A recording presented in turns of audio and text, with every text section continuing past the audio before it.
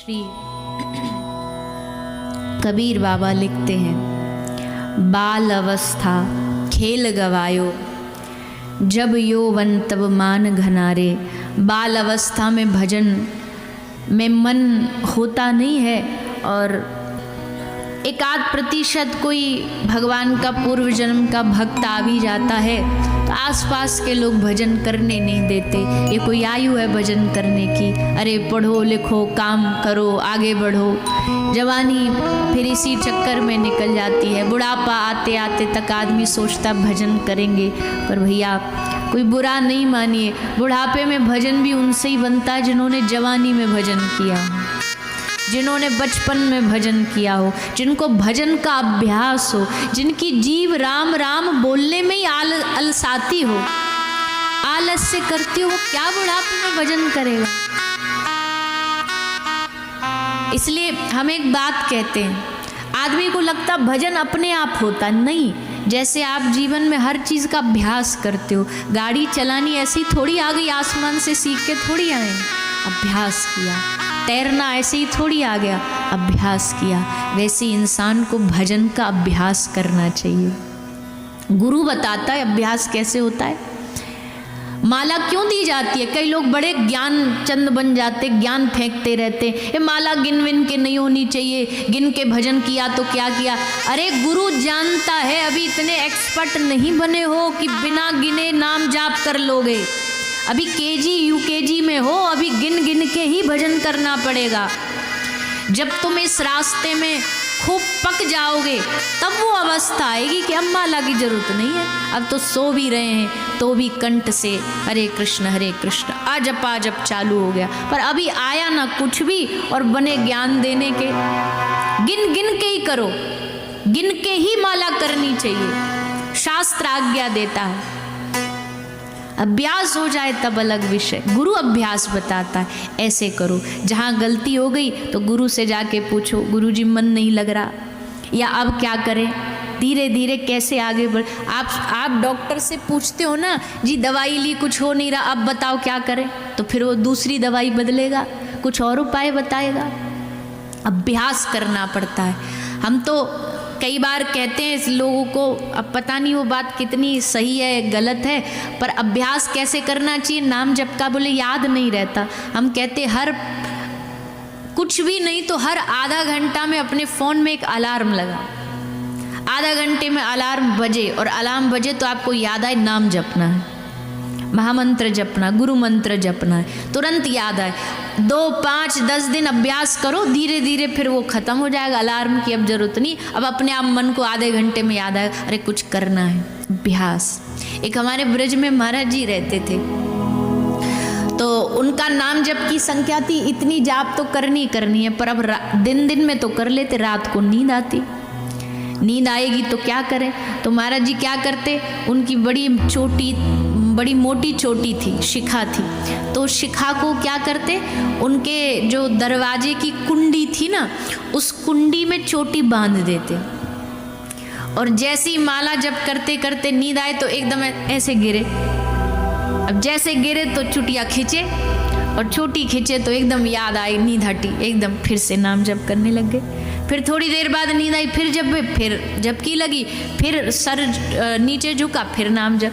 ऐसे अभ्यास कर कर के संत महात्मा ऐसी थोड़ी नाम जापक बन जाते, ऐसी थोड़ी रोम रोम से भगवान नाम निकलने लगता है। एक महाराष्ट्र के संत हुए, गृहस्थी हुए, भक्त हुए भगवान के। चोखा मेला नाम था उनका, भक्तमाल जी में उनकी कथा आती है। महाराष्ट्र के भक्त हमें बहुत प्रिय हैं, चोखा मेला, गोरा कुमार, करमेती बाई, नामदेव जी के घर काम करती। तो ऐसे उस समय एक समय आया था जब संतों का पूरा एक मेला लग गया था महाराष्ट्र में, तो उसी में एक था नामदेव जी का परिकर चोखा मेला। तो ये क्या करते, ये सारे लेबर का काम, मजदूरी करते थे।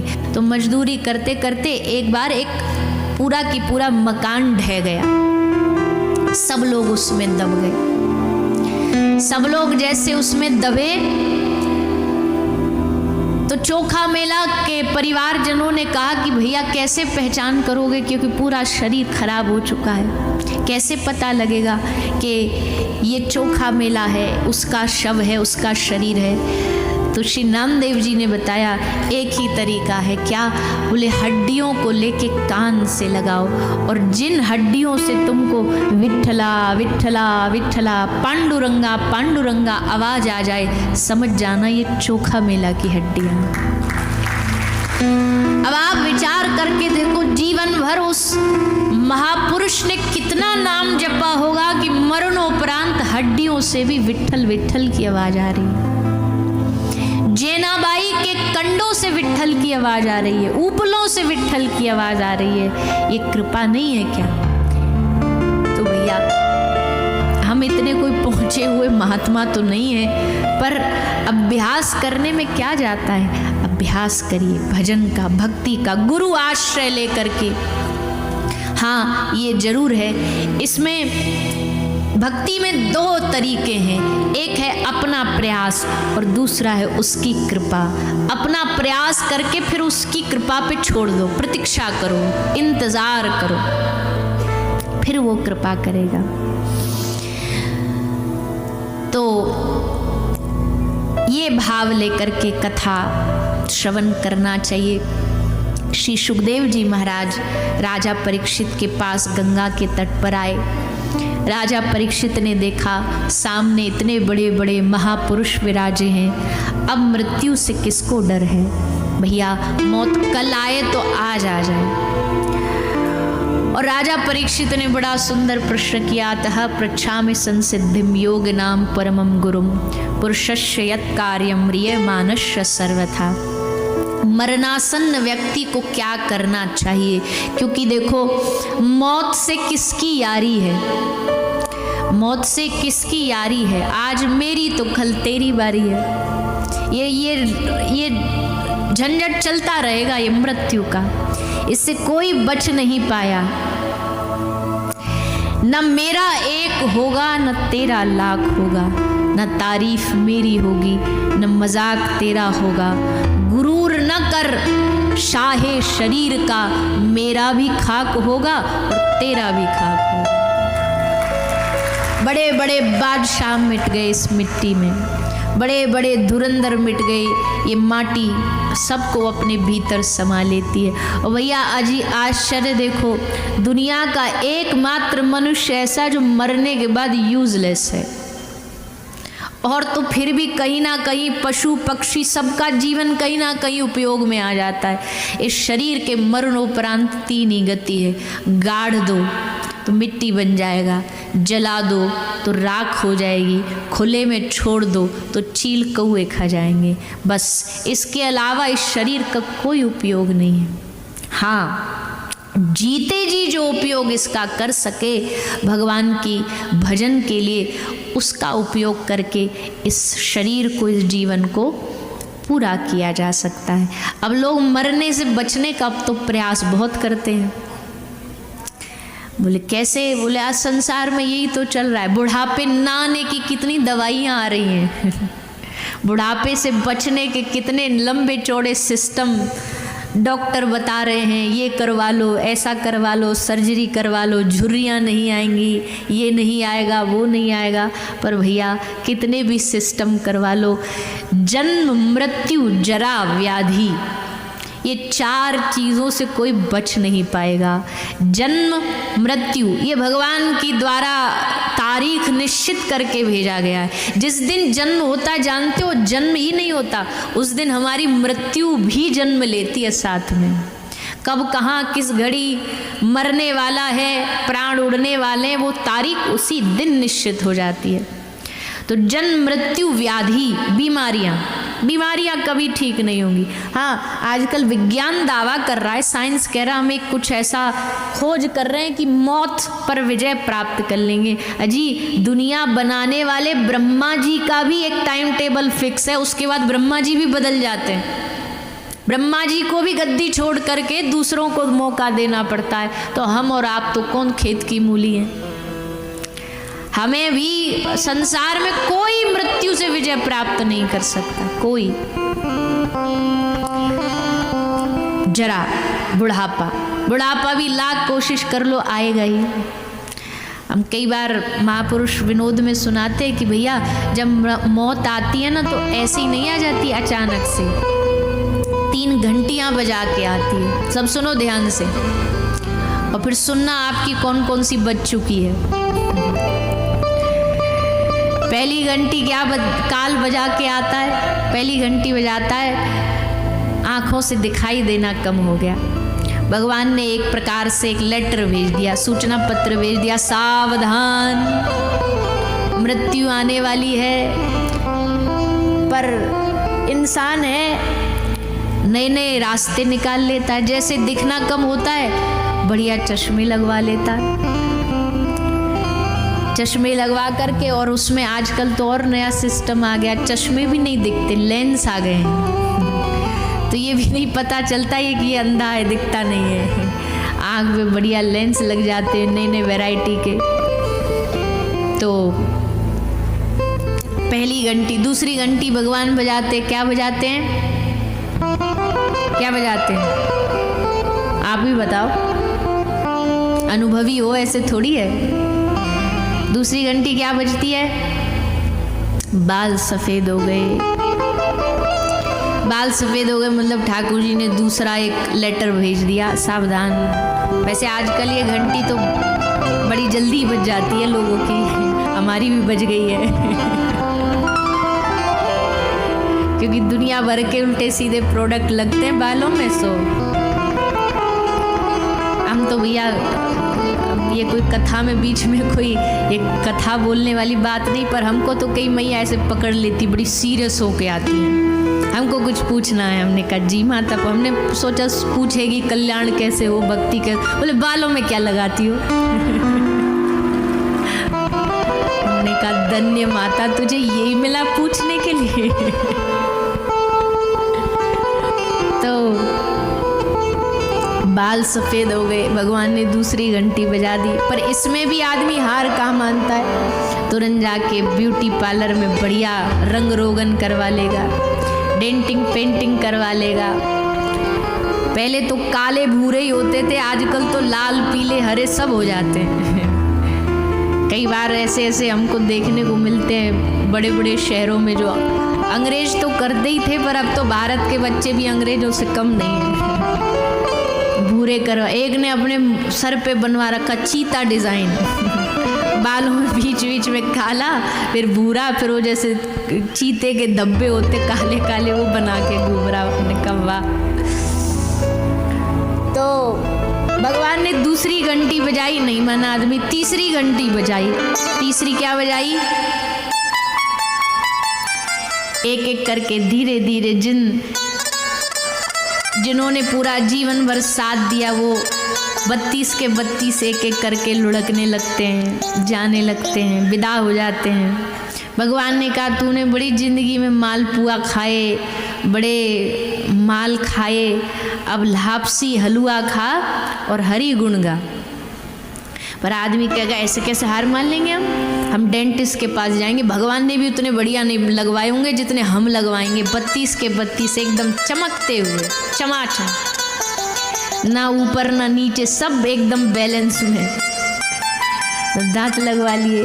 ठाकुर जी ने कहा कोई बात नहीं, हम चौथी घंटी बजाएंगे। अब शरीर धीरे धीरे कमज़ोर हो गया, कमर झुक गई, हाथ में लठिया आ गई। भगवान ने कहा तूने जीवन भर ऐसे तन के चला था, अब ने झुक के चल, अब लठिया ले ले, धीरे धीरे झुक के चलना सीख। पर फिर टीवी पे एडवर्टाइज देख लेते हैं, सोना चांदी च्यवनप्राश खाओ, ताकत बढ़ाओ, और फिर तो महाराज दे च्यवनप्राश, दे स्वर्ण भस्म, दे चांदी की भस्म, और पता नहीं क्या क्या खा के सोचते हैं बुढ़ापा टल जाएगा। भगवान ने कहा 4 बार हमने घंटी बजा दी, नहीं सुनेगा तो अब 5वीं बार फाइनल। फिर 5वीं बार घंटी नहीं घंटा बजाएंगे, और ऐसा बजाएंगे कि सीधा वो आएगा पत्र, हमें सूचित करते हुए बड़ा दुख हो रहा है कि हमारे दादाजी। फिर सीधा सूचना पत्र आता है। फिर तो भैया पहले ही सावधान हो जाओ, जिसकी जितनी जितनी घंटियां बज गई हैं उतनी ज़्यादा अलर्ट हो जाओ कि अब कभी भी 5 भी बज सकती है, तो सावधान, भगवान का भजन कर लें, समय से पहले कर लें, समय से पहले ध्यान रख लें। तो भैया काल, जरा, बुढ़ापा, मृत्यु, व्याधि, बीमारी कोई भी आपसे छुड़ा नहीं सके। ये संसार का सिस्टम है, ये मानव जीवन का सिस्टम है, ये ऐसे ही चलता है। श्री परीक्षित राजा जैसे कथा सुनने को आतुर हुए, देवतामृत का कलश लेकर के आ गए। सुखदेव जी ने कहा राजा परीक्षित से, बोल भैया आप ही बताओ, क्योंकि श्रोता आप हो, आपको क्या चाहिए? आपको कथामृत पान करना है या आपको अमृत पान करना है? डॉक्टर पूछता है ना, भैया इंजेक्शन लगा दूं या गोली पेशेंट के हिसाब से करना चाहिए? तो तुम हो रोगी, बताओ। परीक्षित राजा ने कहा आप पहले दोनों में अंतर बताओ। तो सुखदेव जी ने कहा कि अमृत पियोगे तो अमर तो हो जाओगे, पर मरने का भय नहीं जाएगा मन से। पर भगवान की कथामृत पियोगे तो जीवन जीवन भर के लिए अभय बन जाओगे, निडर बन जाओगे। और वैसे भी हमने एक दिन शायद, पता नहीं स्मरण में नहीं, पर शायद बोला था कि आदमी अमर बनता है अमृत से नहीं, अमर बनता है अपने भजन से, अपने कर्म से। रावण की बर्थडे किसी को याद नहीं होगी, मीराबाई की मृत्यु यद्यपि वो भगवत चरणों में समाहित हो गई, पर भगवत धाम जाने का उनका तारीख किसी को याद नहीं होगा। ध्रुव जी के जन्म और गमन की तारीख किसी को याद नहीं होगी, पर उन्होंने क्या किया वो सबको याद। उनके भजन के द्वारा उन्होंने अपने आप को अमर बनाया। तो परीक्षित राजा ने कहा, हे गुरुदेव आप मिल गए, संत महापुरुष मिल गए, अब भी अभागा होगा वो जीव जो कथा अमृत छोड़ करके अमृत मांगेगा। मुझे केवल आपकी मुख से भगवान की कथा रसपान कराइए। तब सुखदेव जी ने, वरियानेशते प्रश्न कृतो लोक हितम नृपा, क्या बढ़िया प्रश्न किया, क्या अद्भुत चीज पूछी है।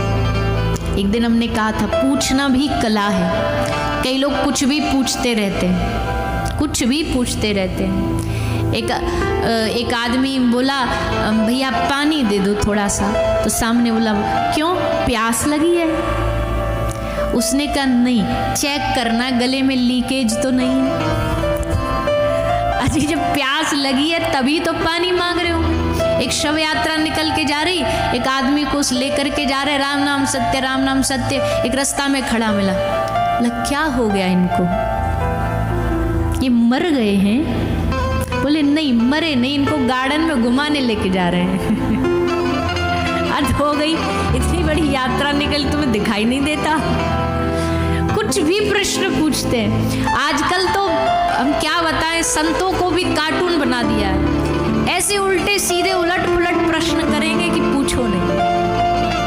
हम तो कहते भैया संतों महापुरुषों के पास जाओ, भगवत संबंधी बात पूछो, क्योंकि दुनियादारी की बात तो आपको दुनिया के लोग भी बता देंगे। बिजनेस कैसे बढ़ना ये एक साधु थोड़ी बताएगा, ये तो आप किसी बिजनेस में बड़े हुए आदमी से जाके पूछो। साधु से तो अपने जीवन में भगवान की प्राप्ति कैसे हो, कल्याण कैसे हो, ये भाव पूछोगे तो अच्छा उत्तर मिलेगा। तो सोच समझ के पूछना चाहिए प्रश्न। तो सुखदेव जी प्रश्न सुन के बड़े प्रसन्न हुए, सीधे कथा आरंभ कर दी। मंगलाचरण भी चौथे अध्याय में जाकर के याद आया कि मंगलाचरण करना है, सीधा कथा आरंभ करी। सब संत महापुरुष विराजमान थे, सबसे पूछा महाराज बड़े बड़े योगेंद्र मुनिंद्र ध्यानेंद्र सब बैठे हैं, आप सब मिलकर के अपने हिसाब से जीवन का कोई सार बताओ। तो सबने बताया, एतन निर्विद्यमानानाम इच्छताम कुतो भयम योगिनाम नृपनिर्णीतम हरेर नामानुकीर्तनम। कलयुग में हरिनाम संकीर्तन ही सब साधनों का सार है। नाम महिमा बहुत है, किसी और दिन अभी समय मिलेगा तब हम इस पर चर्चा करेंगे। आगे भगवान के विराट रूप का वर्णन बताया, सकाम निष्काम भक्ति का वर्णन, सद्यो मुक्ति क्रम मुक्ति का वर्णन बताया। आदमी आजकल भजन करने के भी अलग अलग साधन ढूंढता है, उसे धन की प्राप्ति चाहिए तो लक्ष्मी जी को भजन करेगा, विद्या चाहिए तो महादेव को भजेगा, कंठ चाहिए तो सरस्वती को भजेगा। लेकिन अकामः सर्व कामो वा मोक्ष काम उदारधि तीव्रेन भक्ति योगेन यजेत पुरुष परम।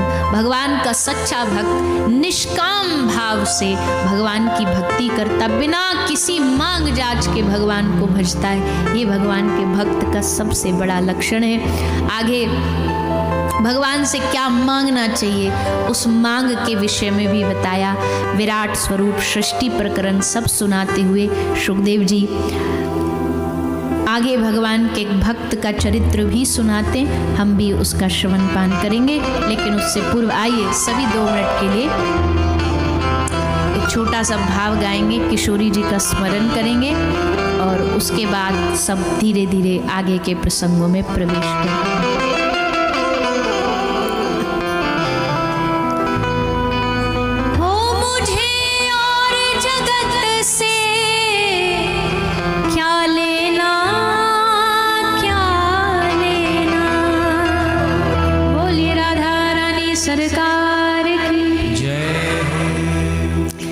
कण कण में राधा रानी, वृंदावन की महारानी, इन चरणों से दूर मन भागे ना। वृंदावन के जो रसिक प्रेमी होंगे वो जानते हैं कि भैया वृंदावन में हुक्म चले श्री बरसाने वारी को। वृंदावन में ठाकुर जी के इशारों पे कुछ भी नहीं होता, कुछ भी नहीं। ठाकुर जी तो ऐसे बेचारे दबे दबे से घूमते, डरपे डरपे से।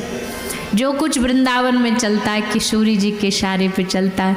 अजी ठाकुर जी को भी सिद्ध करना हो तो किशोरी जी करती हैं। एक पैगांव में बाबा रहते थे, नागा जी। वृंदावन के पास एक गांव है, उसमें रहते थे। श्री चतुरदास जी नागा इनका पूरा नाम था बाबा का।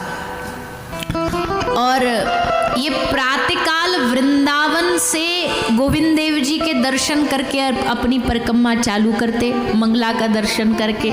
मथुरा में केशव देव जी की श्रृंगार आरती का दर्शन करते, बरसाना में आके राजभोग आरती दर्शन करते और गोवर्धन श्याम कुंड रात्रि होते होते समय दर्शन करके वृंदावन लौटते। माने हर दिन ये लगभग 36 कोस की यात्रा करके जाते थे, पूरे 36 कोस की यात्रा करके फिर वृंदावन लौटते।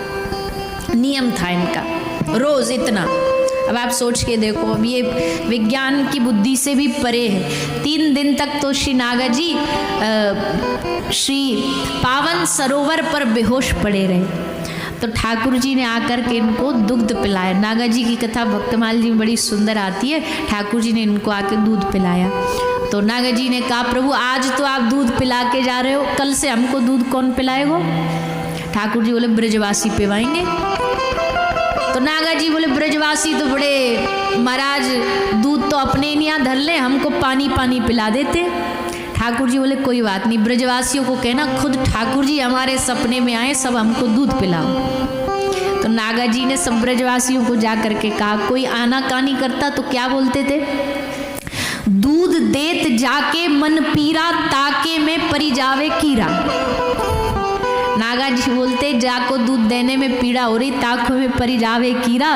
दूध ही देत जोई सकुचावे, ताको दूध लुढ़क गिर जावे। और दान किए दिन दूनी बाढ़े, घर के दोष रोग सब काढ़े। तो सब लोग डर के मारे बोल बाबा जी ऐसा बोलेगा, तो सब दूध पिवाने लगे महाराज जी को। तो एक बार महाराज जी के जीवन की घटना ऐसे घटी कि आप जा रहे थे, कदम खंडी एक ब्रज में स्थान है बरसाना के पास में, वहाँ से निकल के जा रहे थे। तो वहाँ हीस के झाड़ थे, जो झाड़ियाँ होती है ना, कांटेदार झाड़ियाँ। तो हीस की बड़ी तीखी तीखी झाड़ियाँ थी और नागा जी के बड़ी लंबी जटाएँ थी, बड़ी लंबी जटाएं और दाढ़ी रखते थे। सो जल्दी जल्दी तो जा ही रहते अपना नियम पूरा करके। सो बाबा जी की दाढ़ी, बाबा जी की जटा झाड़ियों में जा कर के उलझ गई और उलझी भी बड़ी बड़ी गहरी।